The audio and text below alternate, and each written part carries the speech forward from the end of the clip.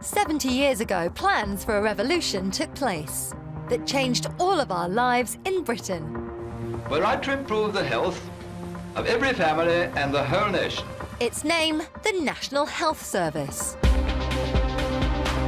We're taking a look at the NHS then and now. Adrenaline. He's had 6 adrenaline. To see how much it's changed. Is that real? To meet staff and patients. Let me help you out. Sorry, it's my first day here. With extraordinary medical stories. You died, basically. For 3 minutes. Oh, yes. It's quite emotional seeing you. Thank you. Surprise! I'm Myleene Klass, and there's one area of NHS care that means a lot to me. Nursing. I need a doctor! I need a nurse! It means a lot to me personally because of one very special person, my mum. She came here as a nurse 41 years ago. You have so much courage. I'm so proud of you. I love you, Myleene. I want to find out her story and the story of the millions of other nurses who have made the NHS what it is today.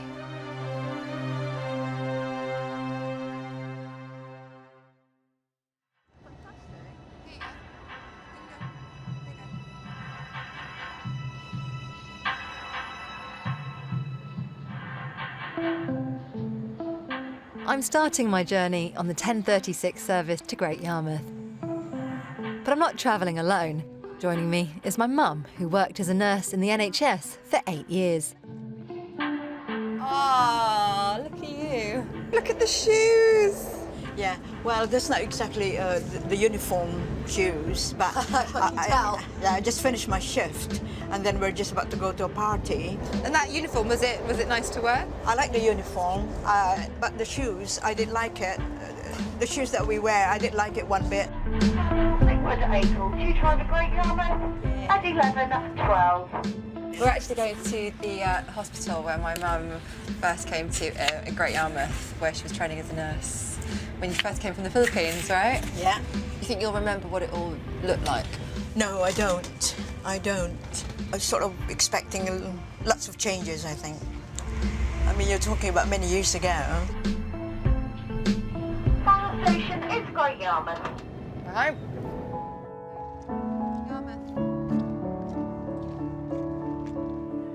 It's always special coming back to Great Yarmouth.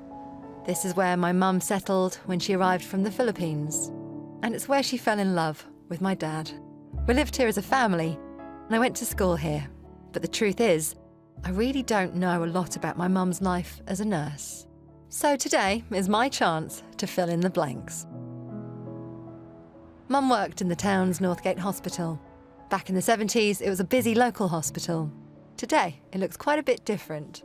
She hasn't been back here for over 30 years, so I'm not sure how she'll be feeling. Let's go for that. Wow. Lots of change. This is new. This looks new. Amazing. What about the smell? Does that smell the same? Like the hospital? Lovely smell. Better smell, actually. A better smell. Oh, God. I feel strange. I really do. Are you getting upset? What? Nice. Ah, come here. I didn't think that I will feel it this way. 41 years ago. You set me off now. Oh, my gosh. It's clear that just being here is making the memories flood back for Mum. Oh, this is the one. I remember this. Remember the My rails? God. Yeah. But her experience isn't unique. That's right. Now get the head well back and seal off the nose. That's right. Put your mouth right the way round her mouth. With a new dressing, perhaps you'll sleep for a little while. Thanks, nurse. In its early days, like now, the NHS was understaffed and struggling to cope with demand. Nurse! Nurse! Come quickly, please. My children need you. Nurse!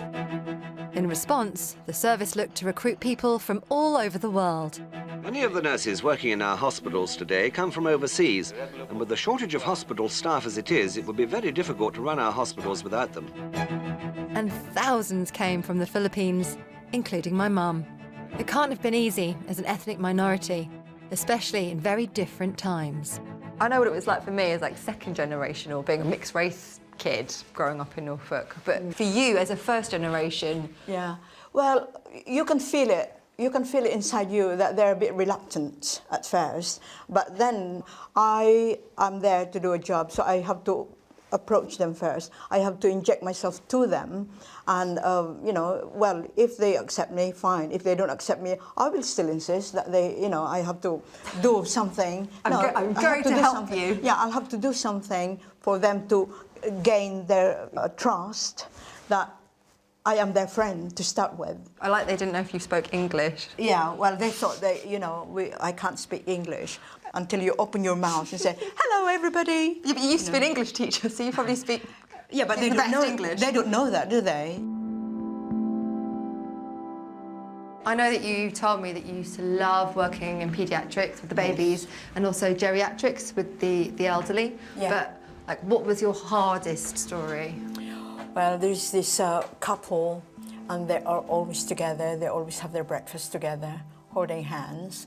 And then one day, it was the woman who just turned up, and she was asking for her husband because they have to have breakfast at the same time. So he was a patient at the hospital? Both of them are patients. And after that, she was told that her husband passed away. And few hours later, she went as well. She didn't say a word. He just said, that's it. It's really got me. I didn't sleep for few nights. It's hard because I've known them for a while. And after that, I asked for a day off because it's not easy to take in, especially when you made friends with them. And but again, I was told that it's a part and parcel of your job. You have to accept it and be strong. So you didn't get that day off? No, I didn't. They just give me a cup of tea. What the nurses did? Yeah. It's been such an incredible day today, hanging out with my mum and just seeing her come alive as she relives some of those tales from 41 years ago. I feel really fired up now, and I would like to speak to some staff and nurses who are working in the NHS today and hear what they have to say about their experiences. I especially want to see how things have changed from how it was then to what it is now. So I've decided to head to Belfast. The trust here is one of the biggest employers in the NHS, and I'm coming to one of its busiest hospitals, the Royal Victoria Hospital in the west of the city. The hospital was already well established when the NHS started, but it's grown a lot, and today Belfast Trust hospitals and services care for over 1 million people a year. I'll be based in Ward 4A, a fracture unit. As with the early NHS, many of the staff here come from overseas, including quite a few from the Philippines, and they seem to know my mum. Did you hear that? Did you hear that? How's your mum? I love it. Among the Filipino nurses on the ward is Leonila Angania. Yes. So I have to ask you, when did you come over? 2003, way back 2003, 13 years ago. So what made you come here? I just tried to take a chance, to make or widen the horizon of my nursing profession. We don't have anything like the NHS in the Philippines. No, it's different. It's big difference. Well, you have to be able to look after yourself and your family. You have to be able to fund yourself over there. But here, the country looks after the country. Yeah. My mum, when she came over, she wanted to just go somewhere cold. Why is that? Why do you all want to be cold? Well, we all want to be hot. I'm second generation now. I know. Do you think that your mom's still like here after all these years? My mum can't cope. Can't tolerate anymore. Oh, me too. Me too. I was. The accent. Is she picking up the accent? Yeah. Oh, I. Ward 4A is part of a modern wing of the Royal Victoria, and everything around here is shiny and bright. But I want to see how the hospital would have looked before it was taken over by the NHS. So I've come deep into the old part of the hospital. Old Victorian wards like this were built in very different times. I'm just weary and fed up with it. And the cockroaches, well, till lately, they've been eating us alive. and I think it's downright shame that we should live under these conditions. Average life expectancy was around 50, and the main causes of death were infectious and respiratory in nature. Many poorhouse hospitals were seen more as gateways to the funeral parlour than places to get better. And that's only if you could get in. Prior to the NHS, medical treatment in places like the Royal would have been mainly for those who could afford it. I'm joining former surgeon Professor Richard Clark in one of the original corridors. So we're obviously in the Victorian quarter of the hospital, but when was this actually built? Well, it was built 1900, 1901, and then it was finally opened in 1903. Oh, they threw it up. What about all these arches that we see here with the names above them? These arches lead, there were originally 17 wards, so the arches lead into the 17 wards that were off the corridor. And then there were 3 more wards added later. Each ward had its own kitchen, its own operating theatre in the case of the surgical wards, but basically the wards had 20 patients in them. Originally no curtains around the beds, they were just packed. All in there together like sardines. Yes. When the 1946 NHS Act came into force, Victorian hospitals like the Royal were taken out of private hands and into control of the state. Nurses and doctors would now give their services to people free at the point of use. It was a breath of fresh air for patients of all social classes, and in the case of the Royal, that meant in more ways than one, as the hospital's revolutionary air conditioning system now became for the benefit of all. Today, the engineers have fired it up for me. It's smelly, noisy, and kind of beautiful. How ahead of its time was this machine? Well, it was ahead in the sense that it was the first purpose-built air-conditioned hospital in the world. These engines drive enormous fan blades and they suck in the air from the street, and the air is purified and humidified.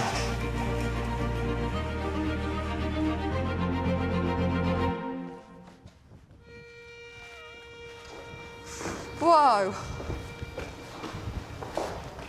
Wow. Yeah, this the fan. Enormous, isn't it? It's huge and freezing. Yes.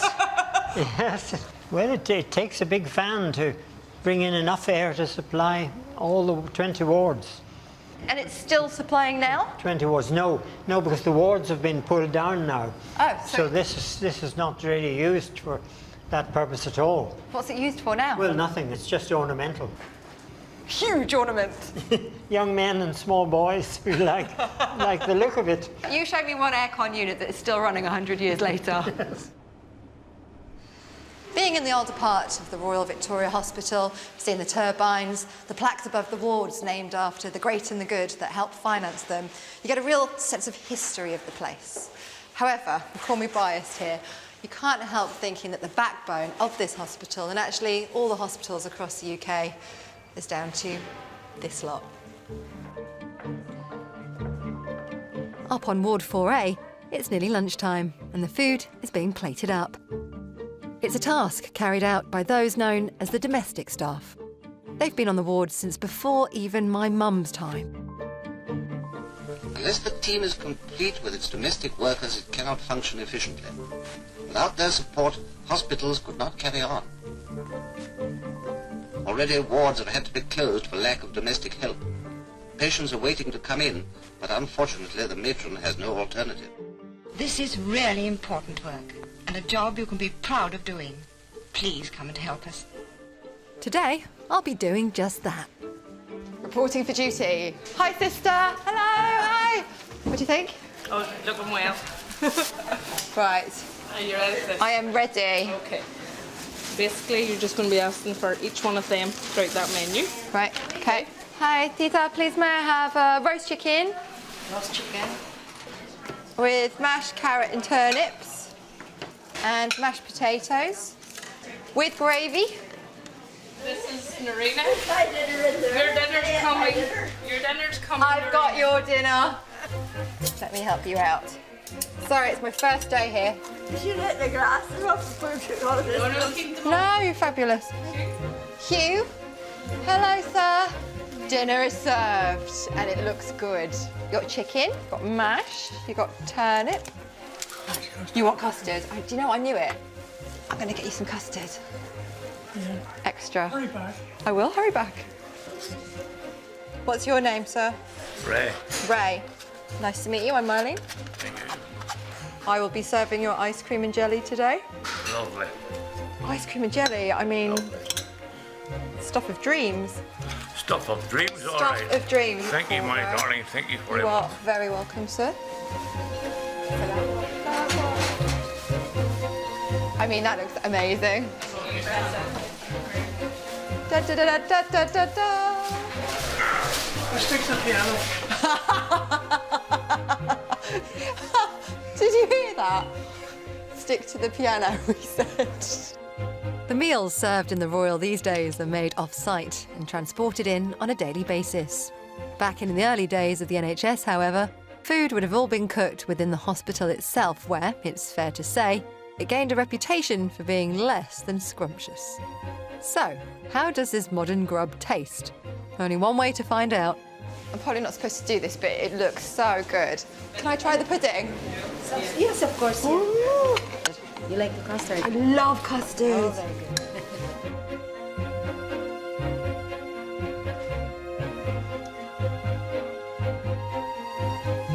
Hospital food rocks.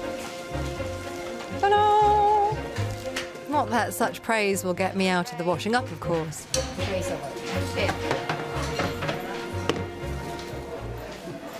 Got it. I know that Ward 4A is very different in design to what wards would have been like when the NHS first started.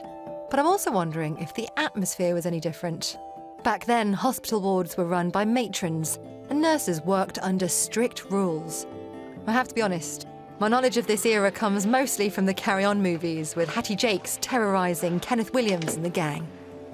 Good morning, Doctor. Morning, good to close off. I'll be with you in a minute. I don't think that'll be necessary. Thank you, Doctor. I'm awfully sorry. I was expecting you, Matron. Obviously. So how different is it today? In charge of Ward 4A isn't matron, but head sister Sinead Douthart. Sinead, you're the ward sister here. What's it like? Do you rule with an iron fist? Oh, I wish I did. I wish I did. And then maybe the rest of them would just run with me, so they would. Unfortunately, it's not like that there, so it is. I have a great team of nurses behind me. Now, don't get me wrong, we do have our bad days. Staffing can be an issue at times, as we well know. It is, but I have to say, the lot work what they do, get on with it, they muck in, get together, and work it out, so they do. But generally, overall, they're happy. It's like they're happy. Ah, there you go. There's clearly a lot of camaraderie here. There is. A lot of banter. Yeah, there is. They can have to say they do get on very well. There's a good team. My mum's a nurse, and she's talked about how you get through the dark days together, like a couple that died within like hours of each other. It's just something that I don't think you can ever forget. Especially if somebody that's been here for a week since they does get very unwell and unfortunately does pass away, that you can see it with the nurses, and it does really affect them. It does. That's where you the all sadder then side of just nursing. club together again. You do. As a big family. You do. Everybody's there to support each other. Sentiments I think my mum would agree with, as is Sinead's answer to my next question. What would you say is special about nursing? Helping patients. I have to manage a ward, I have to manage staff, but at the end of the day, if you've got a patient, especially a very ill patient, and you manage to see them through from the pre-operative period right through operation, post-operatively, to seeing them go out the door, it really lifts it, and that's what makes it all worthwhile. The story of the kind of modern patient care that Sinead is talking about began with a massive period of NHS investment and expansion in the 1960s. The hospitals built in Victorian times and taken over by the NHS were seen as no longer fit for purpose. Asbestos sheeting, corrugated iron, hardboard, timber. There's no longer any room for more. It's hard to realise that this is a key hospital serving a large area in 1958. The health revolution actually started here in Northern Ireland, up the road from Belfast at Outnagelvin Hospital in Londonderry. Opened in 1960, it was the first entirely new hospital to be built by the NHS. 5 decades on, and they're in the middle of building a brand new cancer centre. Patients will come in here. Basically, they'll go this way for radiotherapy planning and treatment, and they'll go this way into chemotherapy. Historian Sean Lucy has agreed to meet me here. After our short tour, he's taking me through the hospital's original plans. These are the original designs of the hospital dating from 1952, and we can see here the multi-storey aspect of the hospital. Starting off with the operating theatres on the 7th floor, the laboratories below that, 2 maternity wards on the 5th and 4th floor, radiography, that's the 3rd floor. So just looking at it, it looks quite simplistic. At the time, was this something that was quite progressive? At the time, this was highly revolutionary because it was such an unusual building. It was initially described as a Mediterranean hotel in the local press. Hugely progressive.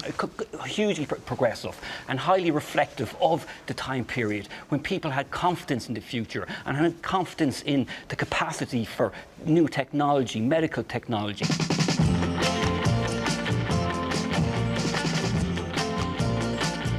New hospital building programme is underway. It's amazing to think that my mum was beginning her NHS career when all this incredible change was happening. It was a period when the population was booming, society was changing fast, and the NHS had to keep up. We even saw the first computers. At King's College Hospital in London, they're already trying out a prototype computer that can not only help doctors decide on treatment, but also run a hospital. Logan, how is he? Getting on very well. Good. Let's just have a look at the screen. This is the sort of equipment we will be using in the years to come, and in the next 20 years it will be a commonplace thing in all hospitals in Great Britain. So what impact did all this technological change have on the nurses?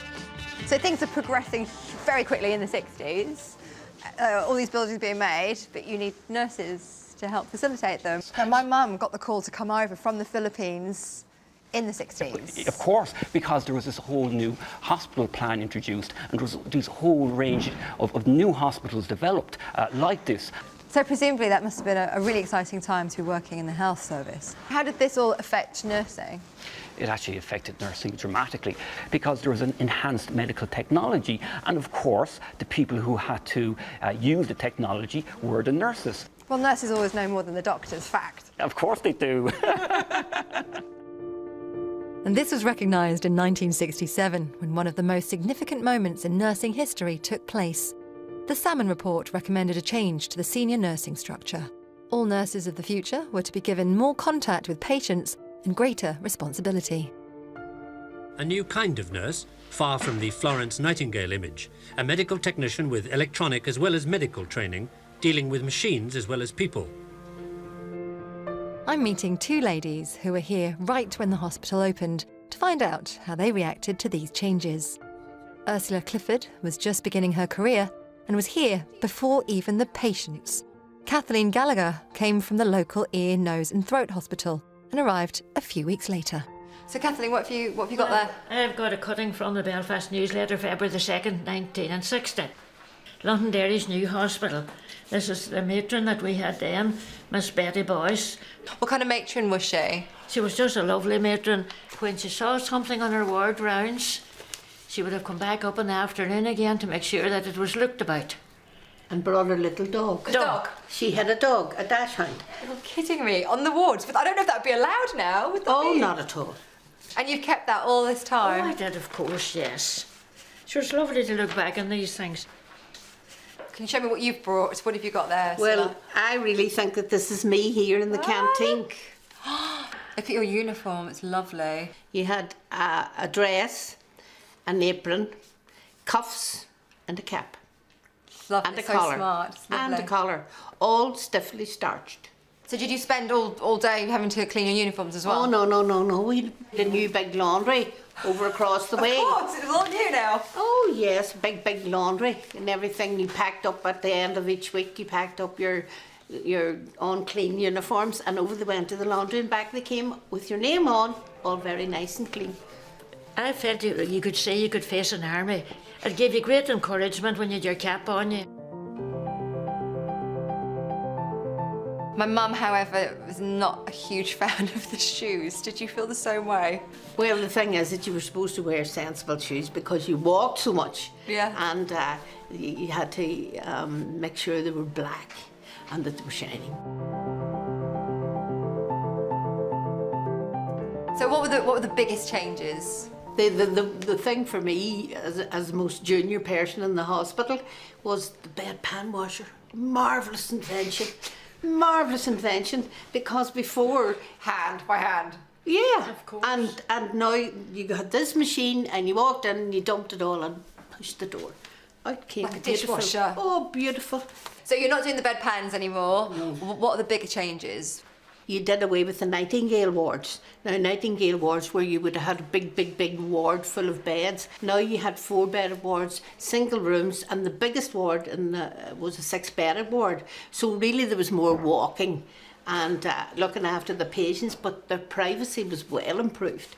Kathleen, what about you? What was the biggest difference between the old school kind of nursing and then moving here? The one thing that I thought about main theatres, the patient came in the bed that they were in the ward, went into theatre, they were anaesthetised on their bed and lifted onto the theatre table. Now, I had left the hospital where I had a canvas on the table which we put 2 long poles into and 2 bars, and you rang a wee bell 3 times and the porter and the nurse came in and they carried the patient upstairs or downstairs. So let me get this right, you would have to carry manually a stretcher up and down flights of stairs? That's correct. We were on the middle floor, down 1 flight and up 2 flights. Being introduced to the lifts here must have been like a dream come true. Of course. And it was just you rolled the patient onto the bed. There was no physical lifting. It was just lovely. It was so lovely speaking to Ursula and Kathleen. They are just like my mum. When they talk about nursing, they light up. And to have been there at the start of a new era in medicine, it must have been amazing for them. Back in the 21st century, at the Royal Victoria Hospital in Belfast, Dr. Paul Robinson has started his rounds. It's a chance for me to delve a bit deeper into life on Ward 4A. So Paul, you're junior doctor here on the wards. That's right, yeah. Start of the day, what can I expect? What's happening here? Well, basically I'm from the medical team, so my job basically is to make sure all of the sick and elderly patients are sort of fit to go to theatre. And this is primarily a ward for fractures. And yes, fracture unit, one of the fracture wards here. And how many patients do you have at the moment here?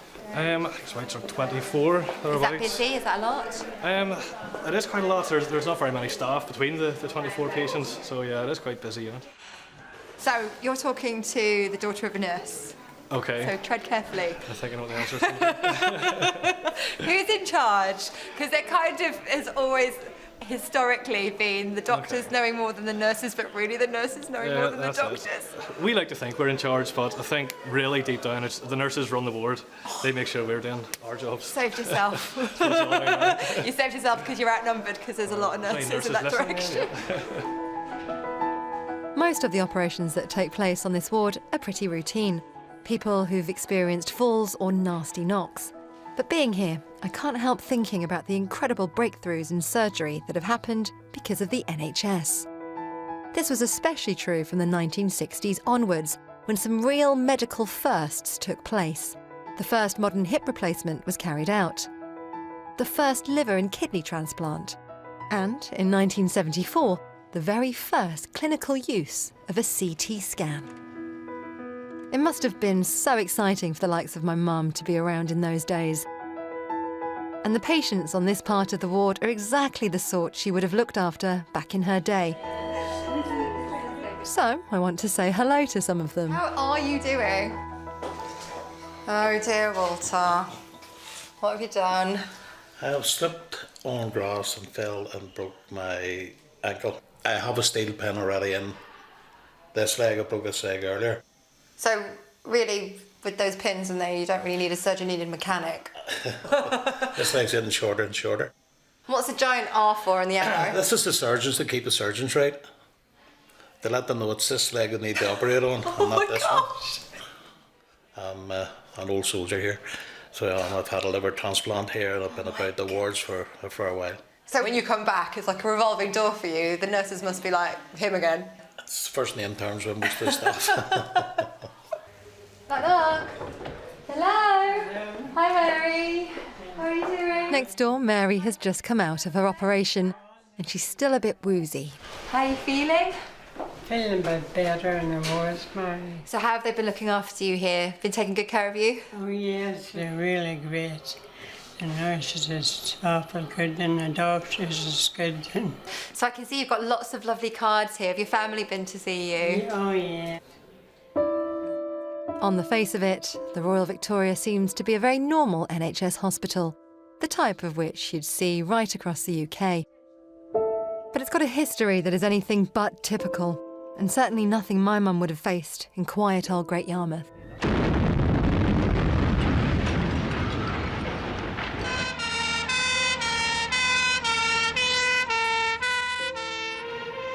During the 1970s and 80s, the Royal was at the centre of a conflict that tested the nurses' caring to the limit.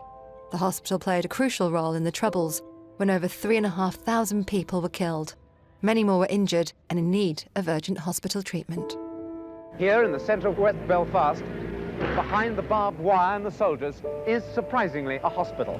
Its casualty department is in the thick of the fighting. While I'm here, I want to talk to some of the people who were on the front line. Kay and Lorna were experienced nurses and working as health visitors. But Jean had only just begun to train as a nurse, along with Horace here at the Royal Victoria Hospital. What was it like for them? You were in a war zone, so right outside the walls, the shooting and the bombing was going on close to the hospital. And all too often that war would spill into the hospital. A man and a girl had arrived at the entrance to the hospital. He was taking his friend from an X-ray, and a lone gunman was waiting for them. He fired between 3 and 5 shots. The man fell to the ground bleeding. Most of us were 18, 19 years of age, and going back to the nurses' homes and getting into a room together with a cup of coffee, we really debriefed each other. We didn't realise what we were doing in those days. We just talked to each other, and that was really what helped us to cope.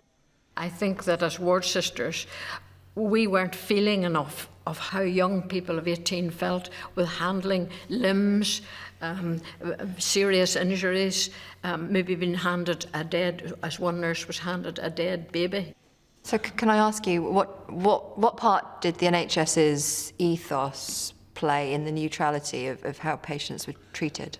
The neutrality came automatically. You didn't think about it. We had a full range of political feelings among the nursing workforce. And actually, both nurses from both those traditions recently have gone on the record to say that when they came to hospital, they left their politics at the hospital door. They just accepted that you are a nurse and you are on their side, whatever it is, and you are on their side in terms of health, because that's what we were trying to deliver. And that's something of which I think our profession can be really proud, because you saw the results of a bomb and yet you had to keep how you felt about that to yourself, get on, do the job and look after the people who really needed you. Jean, what was the hardest thing that you experienced or that you saw? In my first year of nursing, inside a very short period of time, I was asked to look after a dying soldier and stay with him until he died. He was blown up very close to the hospital and was brought to theatre and nothing could be done, and he was brought to recovery room. And I had never stayed with anybody before who was dying, so I stayed with him. Screens were pulled round and I just tried to make him aware that I was there and just wash off the dust of the bomb. And he looked physically strong, but obviously had a lot of internal injuries, and staying with him till he died. And then inside a short period of time, I was in another ward where I was asked to special or be patient, just one nurse, one patient, with a young man who had been making a bomb and blew himself up, and he also was dying. Good Lord, you're kidding me. So here I was with two very different sets of circumstances, but knowing in my mind that there's no opt-out clause in nursing. You do what you're asked to do.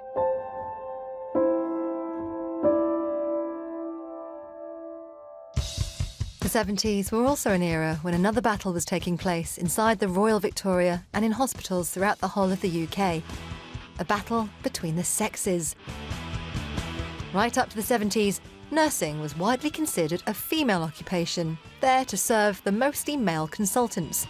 But things were starting to change, as this fantastic local news report I'm showing the gang demonstrates. What do you think of doctors as husbands? They're like any other men, big-headed, selfish, conceited, you name it. When I feel that a doctor treats a nurse as a machine, you run to his beck and call, and if I was his wife and had to run to his beck and call, I don't think they'd be too well pleased about it. There was one consultant in particular, and when he entered the ward, everybody metaphorically and sometimes physically stood to attention, and there had to be absolutely nothing going on. If a patient badly wanted a bedpan, would have to wait until he'd gone. So there was a very hierarchical structure at that time. By the 70s, the consultant-led male hierarchy was on its way out, and Lorna remembers being part of the revolution in a small way. On Sunday morning, the nurses, the new clean white fresh coats were put out for the consultants and doctors in the clinical room, and it was the nurse's job to change the buttons, you know, from the dirty uniform. And the first rebellion I did was, I said, you can change your own buttons. From now on, nurses are not changing doctors' buttons on doctors' coats. That is not nursing. But it wasn't just the females questioning the traditional roles of males in the NHS. Men were also increasingly moving into nursing, something once considered a newsworthy curiosity. Male nurses do the same work as other nurses, and they have the same training, although they don't usually work in women's wards or study midwifery. What sort of young men do you need in hospitals? We need, I think, first, people with common sense. How does he react to pain and suffering? Well, at first, it's not very nice, but one does get used to these things. Horace was one of these heroic pioneers. I want to know what his early days would have been like on the ward. Your working colleagues were nurses. I didn't see them as females. I saw them as nurses and colleagues. So it was nice being surrounded by ladies. I didn't think of them in that context. You all worked together. It was a working environment. So I didn't see it as a male versus female thing. I just want to say thank you so much for your time today. I could talk to you all day, for hours. It's been a fascinating visit to the Royal Victoria Hospital, seeing how it was then and now. But it's time for me to say my goodbyes to the people I've met in Ward 4A. It may have been a short visit, but I've met many people I won't forget, especially Leonela. You're welcome. Thank you. Yeah, no, I'd love to come back. That's it, no. Have you enjoyed your stay? I've had a really, really, really amazing time. Well, that was good. I really have. One thing I didn't expect was how I'd feel about the generations that had come before, who'd paved the way for where we are now. When you hear about how they made these amazing sacrifices and had to challenge themselves, but when you think that they had to treat people that in normal life they wouldn't even speak to. That's right. And yet, when you come into the hospital environment, You make a bond with everybody's equal. Yeah. Patients are all that matter. Yeah, that's what they And say. these girls here are great. My favourite. Am I allowed to eat them? 1, 2, 3, 4, 5 boxes of chocolate. Yeah, every single day. Oh my gosh. My teeth would fall out if I worked here. Thank you for having me. No bother at all. Thank Get you involved. for coming. I have to do a photo with you. Okay, ready? There, I can show my mum. Oh, my knee just went. I need a doctor. I need a nurse. My knee just went. Hello. Hello, Walter. What do you think of the scrubs? Suit you. They're good, aren't they? Super. Fits you where it hits you. Yes, it's not the most flattering of gowns, but Okay, well, it's listen. just what I needed. Thank Best you of very luck. much. Take Thanks, care of Sharon. yourself. You've got me all day. Thank you. Cheerio. Cheerio. Fits you where it hits you. There's something very humbling about seeing the work that's been carried out here today. The lives of the patients have been changed by the hard work that the nurses have put in on Ward 4A. And when you think about it, right across the UK alone, today, over 19,000 surgical procedures have been carried out for free at the point of delivery to those in need. NHS. NHS!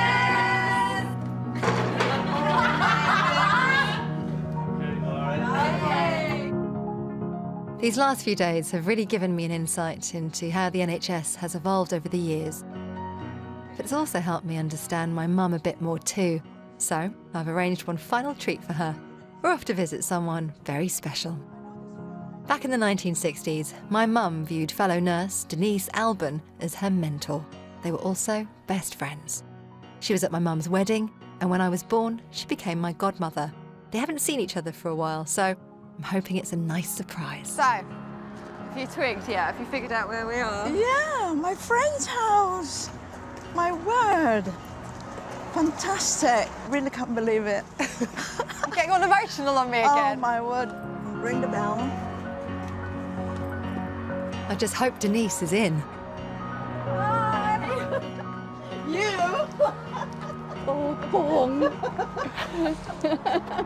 It's really nice to see you. It's good to see you.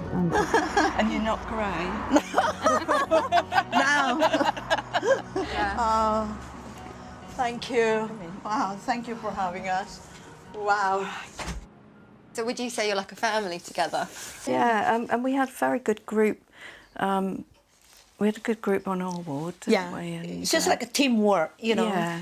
As soon as we are in the ward, and that's it, we help each other.